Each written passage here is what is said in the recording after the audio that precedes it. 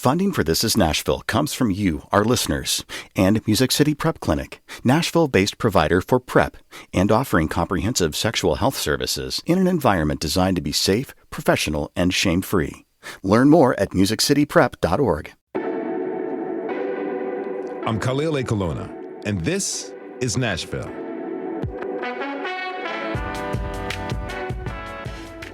As a child of a New Yorker and an upper New Jerseyan, I grew up with a deep knowledge of taking public transportation. I lived in Los Angeles for 13 years and used public transportation for 12 of them.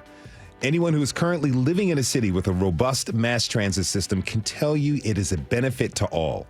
Here in Nashville, our main form of public transit is WeGo, our bus system.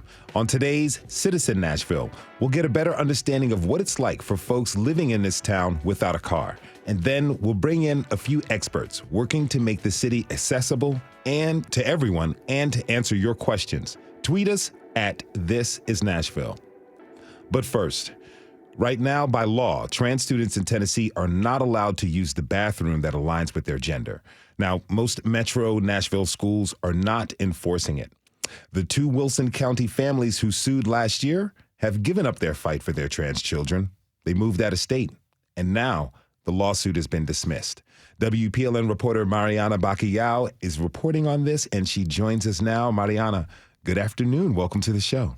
Good to be here. So first, catch us up. This bill that signed into law by Governor Lee last May, what's in it? Well, it essentially prohibits trans students from using the bathroom that aligns with their gender. So the specific language of the law denotes, biological sex. And it's a law that the clear, intention of it from lawmakers is to make trans students use a bathroom that doesn't align with their gender. But in reality, a lot of trans students just don't use the bathroom at school. They try to avoid drinking a lot of water. They wait until after school. They hold it for that long till they can get to the nearest bathroom that they can use. Middle and high school are hard enough. Wow. So how have they adjusted to these rules? From your reporting, do you feel like you've gotten a sense of what life has been like for them?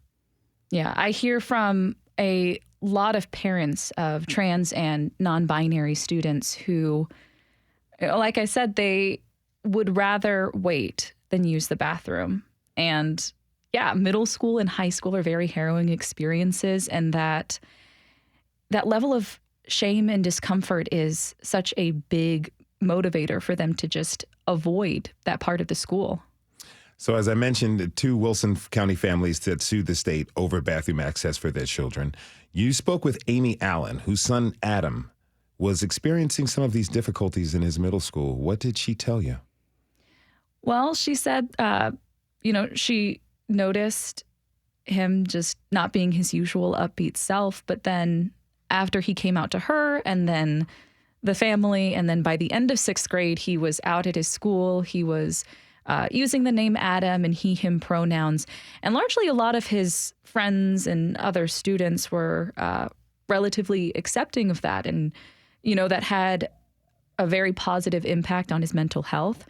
But at his school, he could either use a bathroom that did not align with his gender, or specifically the nurse's bathroom, I think, was the only gender-neutral bathroom that he could use. But it was so far away from his classes, and just, that feeling of alienation, of having to go out of your way to comply with something like that. He'd rather just hold it. What did Adam's mom share with you about the difficulties she had in reaching out to lawmakers? Yes. She was definitely talking a lot about being the activist mom when she was here in Tennessee. She tried to reach out to her own legislators when COVID hit and most of those meetings were happening over Zoom. She said a lot of her legislators didn't show up. She tried to organize a meeting with Tennessee Attorney General Herbert Slattery, which fell through. She wrote a lot of letters that weren't returned. And then, of course, seeing what lawmakers are passing out of the legislature anyway, this overall feeling that the lawmakers in charge of making these rules have not really spoken with trans kids or the families of trans kids. So what did she decide to do next? Well, she signed on to this lawsuit that's backed by the Human Rights Campaign. She signed on with another family that's also in Wilson County schools. The other family had a trans daughter who was in elementary school. Alan's son was in middle school, transitioning to high school at the time. And I guess looking at this case, I was always wondering, somebody who signs their name onto a lawsuit like that, you can expect to stay in the state and fight that out. You've attached your name to that. So I wondered, what had to have happened for somebody who'd made that commitment to then leave the state. But when I spoke with her, that option to leave the state was actually what got her to sign on to the lawsuit. Her family sort of always had in the back of their mind, if things get bad here, we can always leave. We have job offers other places. So they've relocated to Massachusetts now and are having a better time in schools for their sons. Now, we have some tape of you talking to her about that. Let's hear it. What does it say? I guess it says, too bad for Tennessee. When people, ask me if I miss Tennessee, I say, I miss my friends, but Tennessee broke my heart. It's a wonderful place full of so many wonderful people who, if they were paying attention to what the legislature does, would be horrified. Now, on that note, this certainly is not the only anti-trans bill at play here. Specifically, there's another bathroom bill that would have required some kind of warning sign. Right? Yes, this bill was passed in the same legislative session in 2021 as the school bathroom bill. This one never really went into effect. A judge had a temporary injunction against it because there was immediately a legal challenge. But it would essentially required businesses and schools, other public places, to have a bright yellow and red warning sign if they allow trans people to use the bathroom that aligns with their gender. And Bongo Java, the owner of Bongo Java, sued, and ultimately that law was thrown out. I can see like this in my imagination. What's coming to me is this big hazmat sign in front of the bathroom, which is, I feel, a little extra. Yeah, which if you're a business who is trans friendly, that doesn't create a welcoming environment for your clientele. And that was essentially the plaintiff's argument in that case. With that in mind, what do you think citizens don't really understand about legislation like these two bills? Well, I think these bills stand out. There's a lot of measures from this past legislative session and the legislative session before that sort of target gender expression. And I think if you're a cisgender person and you're looking at that, you're thinking that has nothing to do with me. Even if you're a trans advocate, you kind of think this has nothing to do with me. But the truth is that laws restricting gender expression, they don't always know who's trans and who's not. If a woman who doesn't really conform to gender norms could be asked to leave the bathroom. When we limit gender expression, it's not just trans people who are at risk. Now, back to the case. Now that the lawsuit has been dismissed, what do you think will happen next? Well, almost all of the anti-trans measures coming out of the legislature have had some sort of legal challenge. For the ban on trans athletes in public schools, there's a trans boy in Knoxville who's suing to be able to play on his team's golf, or his school's golf team. And I mean, there's a lot of families who, when I was talking to Amy Allen, she talked about the luxury of being able to move states so easily when you have a trans kid that you want to protect. And a lot of families in Tennessee, they don't have that. When I talk to those families, their children oftentimes are just waiting, until they can go away to college to leave the state. And a lot of those people aren't coming back. You think about the the long-term effects and the talent and the brain power and the people who could actually make change that we're losing because of this. Yeah, the people we're losing, but also the people who aren't moving to Tennessee because of that. Now, do you think other families will come forward? I think it's a strong possibility. Again, looking at all of the people who are staying here, are choosing to fight, all of the legal challenges to these laws. I think it's a matter of time. And, this case was only dismissed because the plaintiffs left, not because there wasn't a case there. So somebody else could take it up at any time. That is reporter Marianna Bacallao. You can find her story at WPLN.org. Marianna, thank you so much for being with us. Thanks, Khalil. We have to take a short break. When we come back, we'll get on the bus with a special Citizen Nashville about our city's public transit system. Are you living in Nashville without a car? What's it like getting around? What would you like to see change? Tweet us at This Is Nashville. We'll be right back.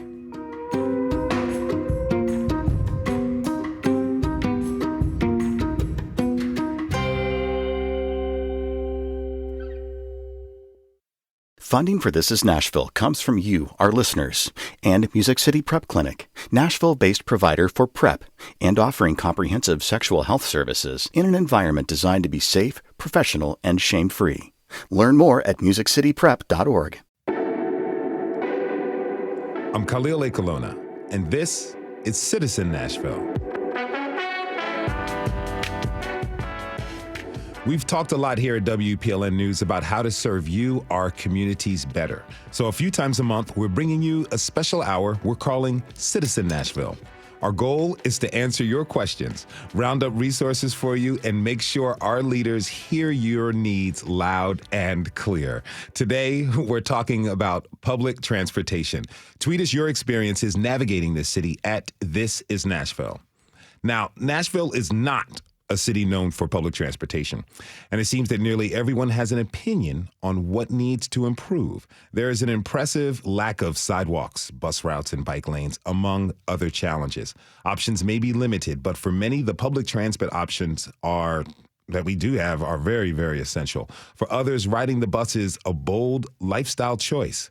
We sent our producer, Tasha A.F. Lemley, to see what it's like for folks who navigate this city without a car keys, relying on WeGo. Like Stacey Irvin, she lives with multiple sclerosis and recorded her first trip on WeGo Access, a publicly funded service for people with disabilities. Okay, here I go. They're here early.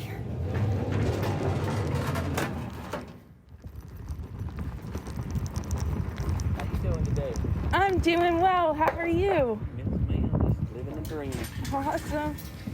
So you're locking me in. Yes, ma'am. Cool. So you don't blow away.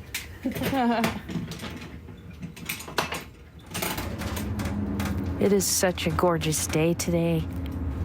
I'm really excited about getting out in the sun by the lake and connecting with my friend Brenda. And I just am so happy to have gotten to use public transportation to do it. This is really wonderful. Great new way to explore Nashville.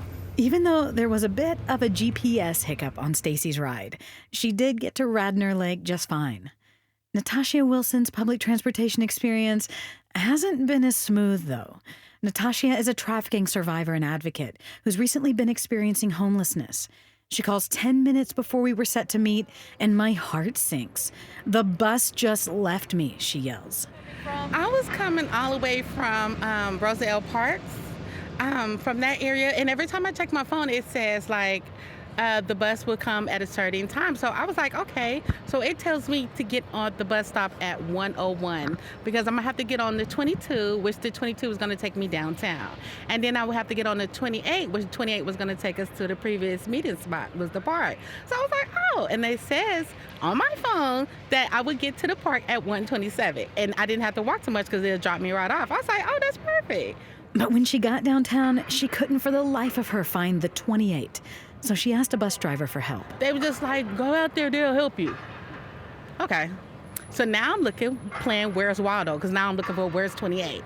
And the signs don't help. Our bay numbers and bus numbers, well, they don't align. So I finally just walked up to some random little person in a purple shirt, like, look, I am looking for bus 28. He was like, looked at his watch. It's downstairs at Bay 21, but it just left. What? Natasha needs the bus system to survive. She's working hard to heal, stabilize her situation, and get her needs met, all without the benefit of a car. Of course, the benefit of a car depends on maintenance of that car. There's something that your listeners need to know. There's something called a timing belt. Who knew? That's Nashville native Roger Wiesmeyer. He used to get around by car until about 7 years ago. I was driving down Harding Road and in the middle of the road, and the car stopped. And it would have been way more to fix the car than it was worth. And this is about the time that Uber and Lyft started. And I live 2.5 miles from downtown, which is where I work. And so it was just a pretty easy thing. I can take the bus when I need to if I'm running late, or if I need to go someplace besides my place of work. I could take Uber and Lyft. And I can depend on the kindness of friends. Call somebody and say, hey, I need to go shopping. Can we go do this? So for Roger, it's been 7 years in Nashville without keys, by choice. He says he recognizes his privilege in working from home now. He loves walking, he loves the bus, and he loves chatting with his rideshare drivers. He makes it work. He doesn't want to go back. I can honestly say I don't miss having a car. Like Roger, Ginny Ware was born in Nashville. She says it's a shame that public transportation here hasn't improved much. She's used it for years. I don't know that I even necessarily want to drive anymore. Of course, I'm not allowed to. I have DUIs. Ginny's in recovery, on disability, looking for stable housing, and she suddenly lost her mother to cancer. It's all been a lot. She says she could get a restricted license and the car modifications that would allow her to drive. But the cost per month because of her charges would cost more than rideshare, cabs, and bus fees combined. Ginny needs the bus to survive. She wishes routes were more frequent and had more of a presence in subdivisions and lower-income areas where sometimes people have to walk a mile or more to get to a stop. Without keys, it's a challenge. It's like if I want to get to an AA meeting, I have to take a bus and walk 20 minutes to the meeting place. How do you get better? How do you move forward with your life? It's hard. A big part of her healing process are the pets she took on after her mom died. But even that, without a car, it's been hard to keep up. I have to go to Whole Foods and get his cat food. I'm like, you would want food from Whole Foods. We raised you right. But so you get on the bus from Hillside? I ride the bus to go and buy $1.99 organic cat food for the cat, yes. But it takes me about 3 hours round trip to go get this cat food, yes. 3 hours round trip for cat food. That is wild. I don't know about my cats. They might have to just feed on the rabbits in the neighborhood, which they've proven to be quite good at. Now, I wanted my next guest, I know that can relate to all of this. Christopher Floor is an exceptional education coach in Nashville who has never owned a car. Chris, welcome to This is Nashville. Hi, how you doing? It's good to be here. I'm doing great, man. Thanks to have you with us. So you know what it's like to get around. It takes you longer than your friends or coworkers. Tell me, Chris, how have you learned to build in more time for your transportation? Well, so one, I do want to say that's not always true based on how I'm choosing to travel. But yes, you do have to generally be aware of what your commute is going to be during the day and really know the systems that you're using. So if you're going to be using Lyft, you need to know how Lyft is operating. You need to know how the prices work and how the wait times work. If you're on the bus, you need to know the bus system. You need to know where the buses are coming out of which routes, the frequency that they're coming at, the length of the commute. And, once you learn the systems, and I mean in a comprehensive way, then I think it begins to feel a lot more accessible than it might be if you're not used to using the routes every single day. So a little bit of study and you're good to go. Yeah, I think so. And I also think that over time, just given with when I first moved here, we didn't have Lyft.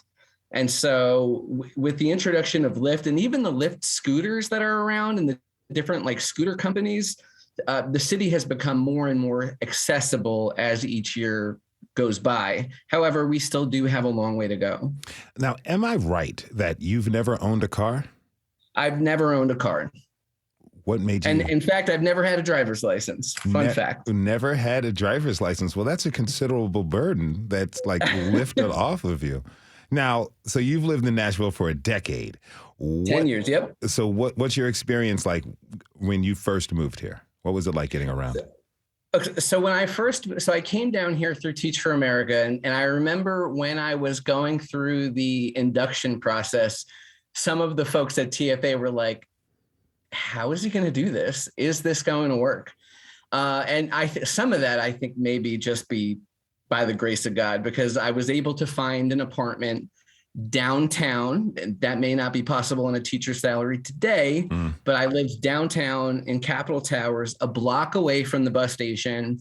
And then the school that I got hired at, JT Moore, was actually at the very end of the 8 bus line. So most of the routes on the number 8 to Lipscomb ended around at Lipscomb University. And so from there, I could walk 2 blocks and be at my job. Right. And then this is wild. And shout out to our Jersey connection, by the way, because I'm also from North Jersey. And so I think has a lot to do with this. Trenton represent. But this would never, absolutely. But this would never happen. So the bus driver at the time, knowing that she had to drive to JT Moore for her 9:30 route, would actually go off route and drop me off at work. Wow. Yeah. And so that was a very welcome to the South kind of moment for me. And I worked at that school for 5 years. Eventually I did develop a carpool strategy.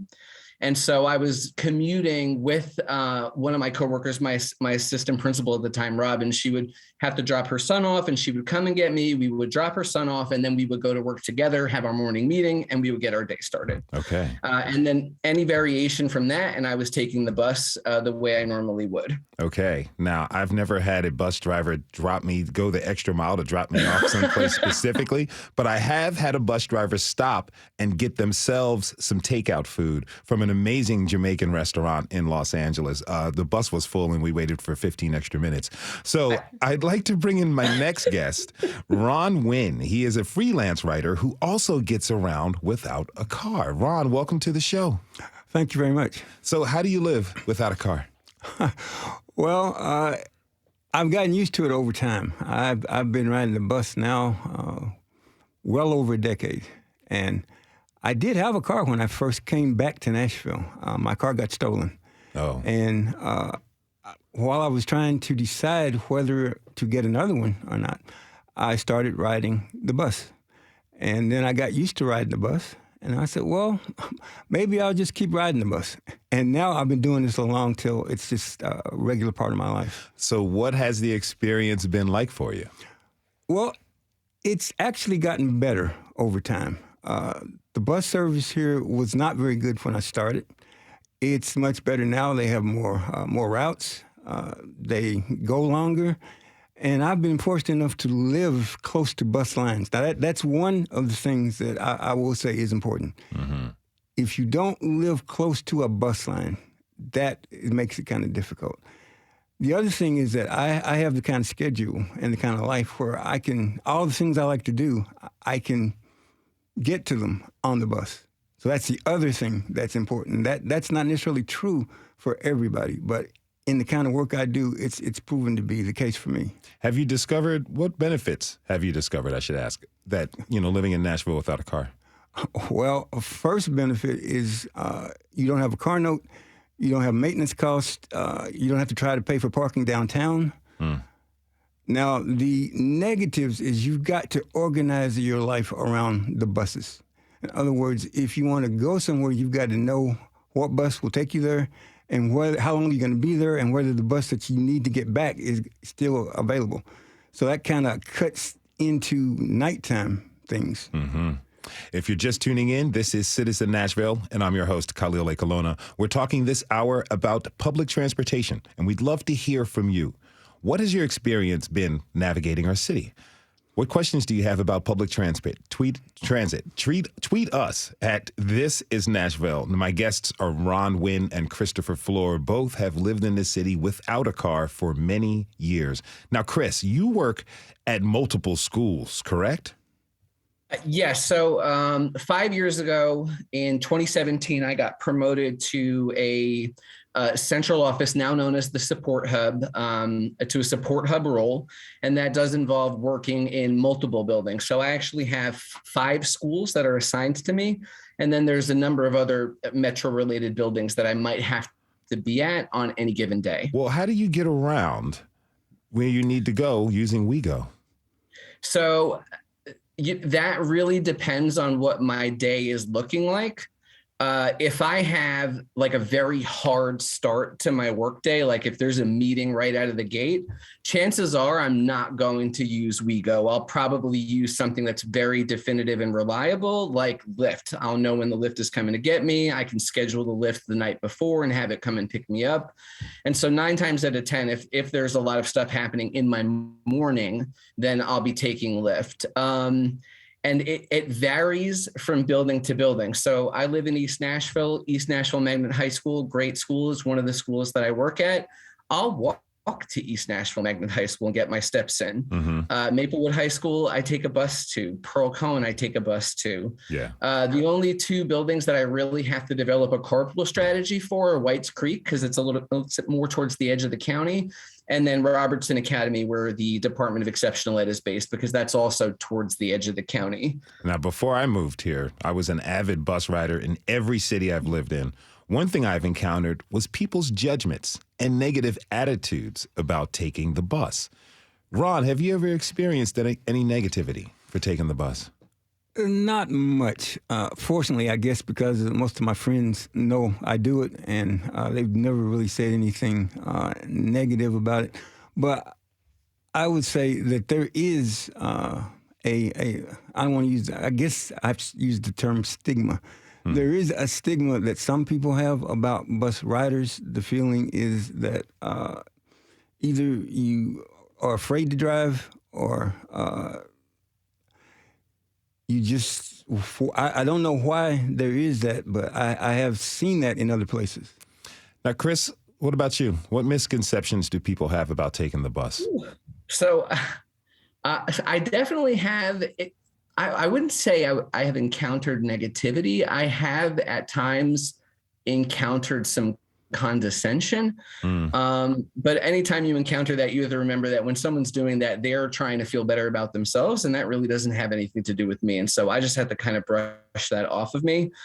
I really try to ground myself in the environmental questions of all of this. And the fact of the matter is that it's better for the environment when we are, one, driving less or using multiple rider options like buses or trains, et cetera.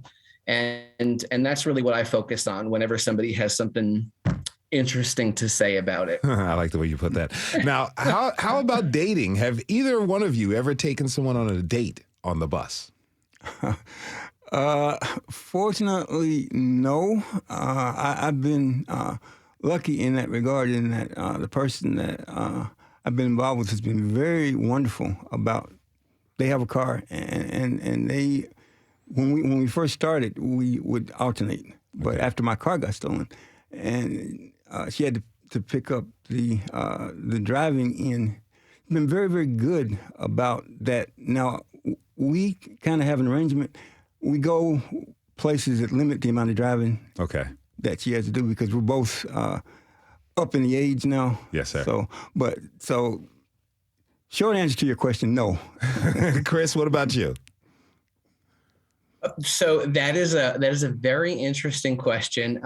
Typically, if I'm just getting to know somebody, we will designate a place to meet, and I'll take a car there. If I'm a little bit deeper into the relationship and we're going places together, usually I'll rely on the Lyft. I guess that's because you want to pull all the stops out for a partner or somebody special. Yeah. I did have a relationship a couple of years ago where when I went through that job transition, we initially relied on his vehicle to do the commuting, and that did, I think, apply some unnecessary pressure to the relationship. So it definitely has had an impact. I can say that it's had an impact. I want to pull out all the stops. If we're going somewhere, there's a car coming to get you. I'm not going to. I've done it twice. The first time it worked out because we actually met on the bus. The second time we went to go see Napoleon Dynamite. I'm like, let's take the bus. And she looked at me like, are you crazy? But I love the movie anyway. I saw it alone. Okay, so after the break, we're going to invite a few local experts to field listener ideas and questions about public transit and why our city is the way it is. We've got Kathy Carrillo from Walk Bike Nashville and Jessica Dolphin from Transit Alliance of Middle Tennessee. Chris, what questions do you have for them about public transit? Ooh, what questions? Well, what are the plans? I know that there's been a lot of conversation about diversifying public transportation in the city. And I know that we've encountered a lot of barriers to executing those plans, whether that's, doing the bus rapid transit lanes or kind of putting together some rail lanes or some rails throughout the city. So what are the current plans? And then how do we plan to encounter some of the external barriers, like all of the political goings on that are coming out from the outer counties and the money coming in from the outer counties to kind of stop these things from happening? So what would you like to see from the city when it comes to our public transportation system?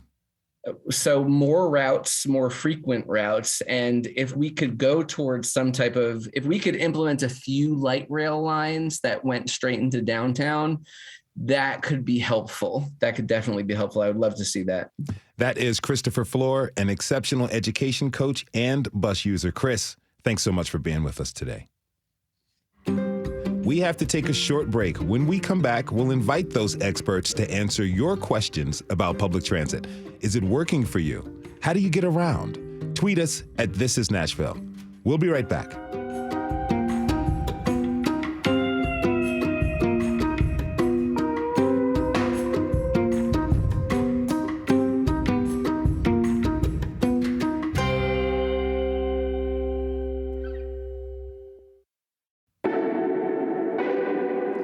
I'm Khalil A. Colonna, and this is Citizen Nashville. Today, we've been talking about getting around our town without a car. As we heard in our last segment, in Nashville, the primary mode of public transit is the bus. And some people, they rely on bikes or even walking. Now, I'd like to invite a few folks who were born and raised here in Nashville who have dedicated their lives to our public transit. Kathy Carrillo is the Education and Engagement Manager at Walk Bike Nashville, and Jessica Dolphin is with Transit Alliance of Middle Tennessee and TCLA, the Transit Citizen Leadership Academy. Thank you both for being here with us today. Jessica, I'd like to start with you. Our Metro budget was recently passed. We had an episode last week about that, and a few of our guests talked about how budgets reflect a city's priorities. So I'm curious, how did public transportation fare? A little bit of both ways, right? First, I want to say thank you for having me and inviting me to this important conversation. You did a great job on that first segment, highlighting the challenges and benefits of taking transit in Nashville. I loved listening to your other guests. But in terms of how the budget, how we fared in the budget, it's the mayor's budget proposed just under $63 million. And the council wound up taking $1 million away from WeGo to put towards some priorities in MNPS, our public school system, which was needed. And so while it's not the end of the world to have a $1 million cut, I would say that it's indicative and illustrative of the struggles that WeGo has in terms of getting a reliable funding stream in order to get those more frequent routes, and even, looking further down the road, even trying to get to a light rail or bus rapid transit, to your other guests' comments. Is that, in your opinion, is that the main reason and the main source of kind of the frustrations of WeGo and its development, this constant, budgetary shifting? It is one of the main ones. Absolutely. I mean, how can we plan on building better infrastructure for mobility if we can't plan on what we're going to have in the budget next year? Now, funding is something you talk about with your work for the Transit Citizen Leadership Academy. Tell me, what's the goal of the Academy? The goal of the Academy is to give participants the tools, resources, and network to move the needle on this particular issue. To our conversation about, the improvements that we need, the benefits that it provides today, but the challenges it also presents in terms of the wayfinding and the bus bays lining up with the numbers and maybe not enough frequent routes, not enough routes, and that sort of thing, all stem from inadequate funding, right? It's not WeGo's fault. They are doing a great job with the funding that they receive. But to look forward into the future and to build better infrastructure for our mobility, we have got to seriously look at our budgeting and dedicated funding sources, which, by the way, Nashville is one of the last, if not the last, larger city without dedicated funding for transit. I'm curious, do you think Nashville is a car town?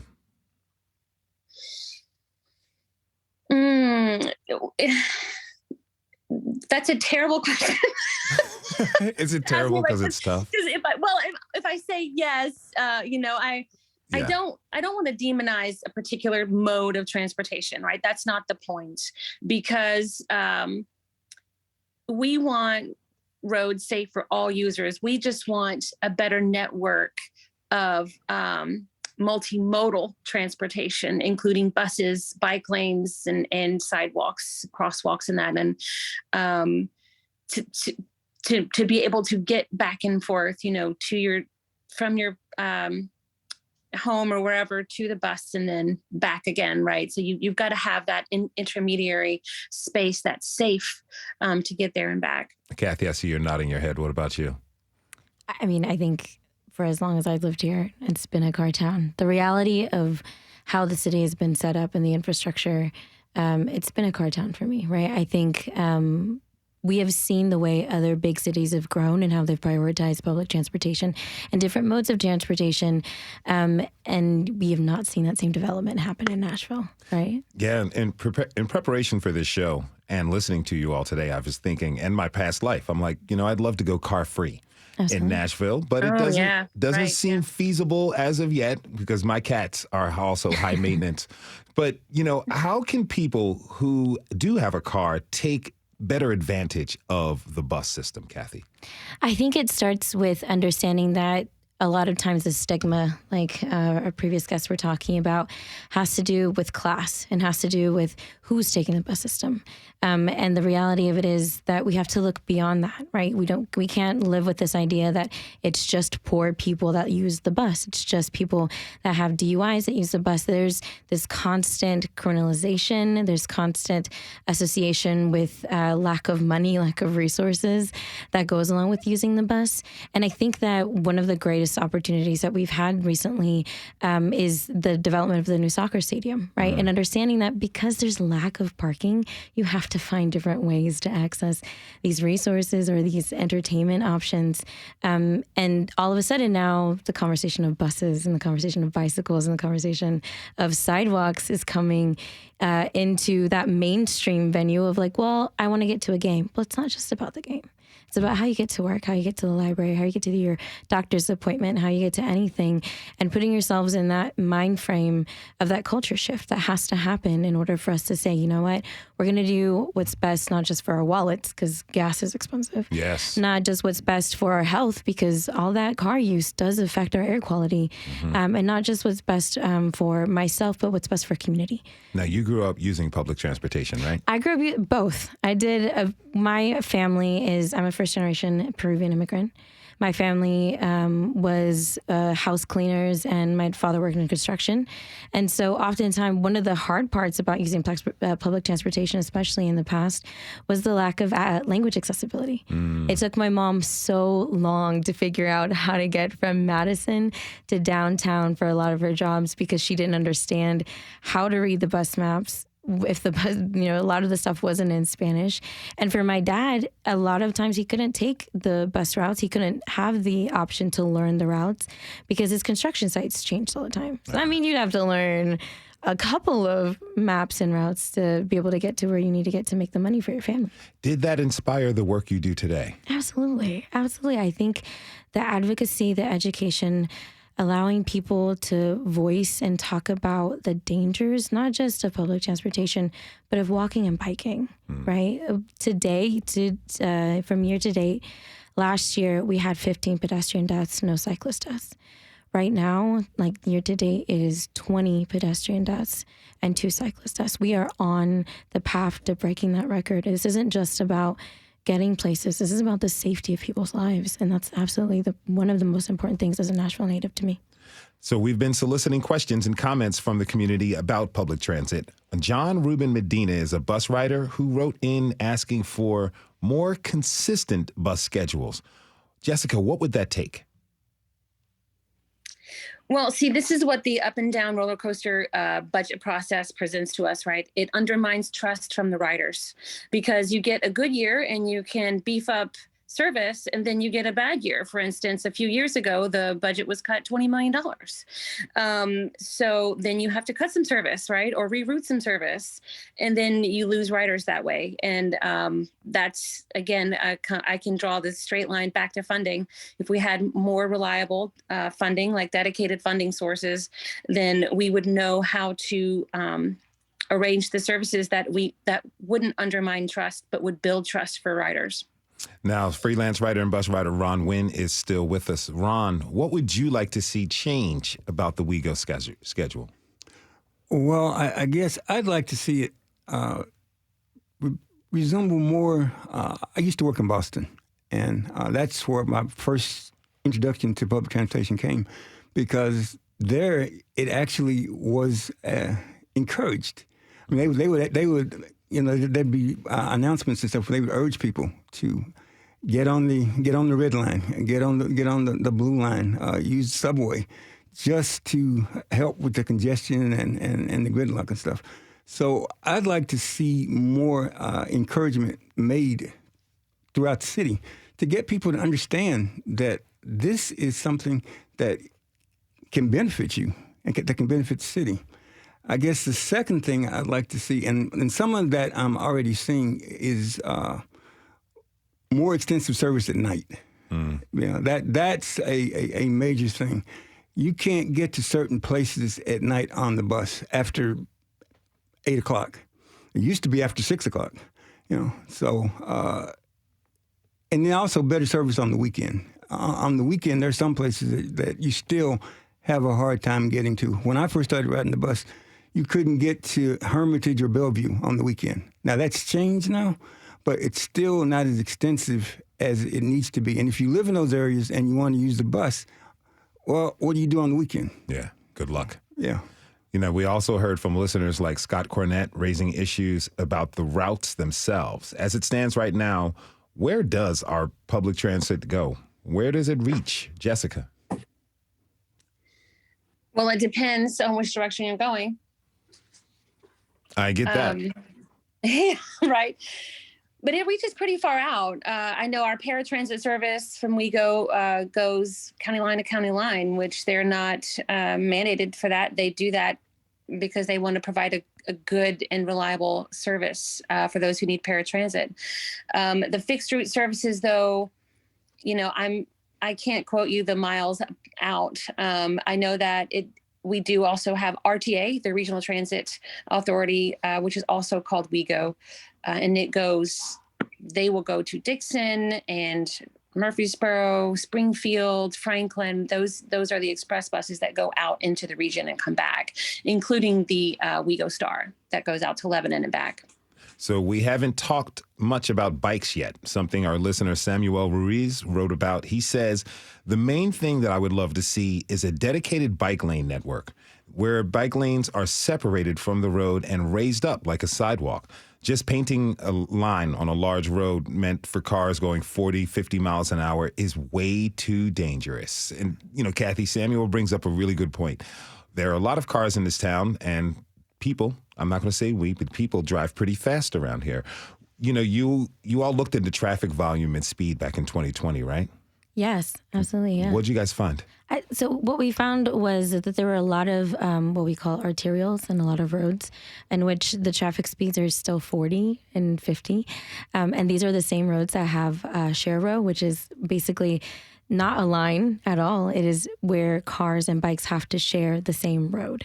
And because if you have a speed limit where a car is allowed to go 40 or 50 on that same road, where a cyclist is only able to go maybe 10, 15. And that's if they're a great cyclist, you know, you obviously have just the perfect recipe for disaster, right? And we see that the city and Nashville Department of Transportation is doing a lot of work by sharing their Vision Zero plan, sharing their walk and bike plan about all of these new projects that are going to come. And we know that there's going to be bike lanes on Woodland. There's going to be bike lanes on 8th Avenue. Like all of these projects that we had dreamed of years ago is happening. But the question still remains, what is going to happen on the outskirts? Right? What about South Nashville? What about North Nashville? What about Madison? What about all these places where we know are high injury networks, right? Where we know that these pedestrian deaths and these cyclist deaths are occurring. Why are we prioritizing more recreational areas in our city instead of the areas where we know the traffic for pedestrians and cyclists is? We should be putting up, like our listener said, raised areas. We should be putting up more lines. We should be putting up, we should be enforcing slower speed rates. And I think that that's such a controversial conversation when people talk about lowering speeds. And it's because people think, oh, well, that's just going to cause more traffic. Well, if there are less cars, then there's less traffic. You know, go ride your bike. Then you don't have to sit in traffic. Then you can sit and ride that bike lane all the way down while everybody's sitting in their car, you know, and enjoy the fresh air. Well, what do we need to do to make this a truly bikeable city? Well, we need to, and this goes back to that conversation of the budget, we need to be talking about how much money is going into infrastructure. We need to be talking about how we are getting involved in our own communities and advocating and talking to our council people about like, hey, I need to see we want to see lower speed limits in these areas for the protection of people, right? But lowering 20, if you go, the comparison of lowering 20 miles per hour, how fast you're driving, increases the chances of somebody being hit by 70%.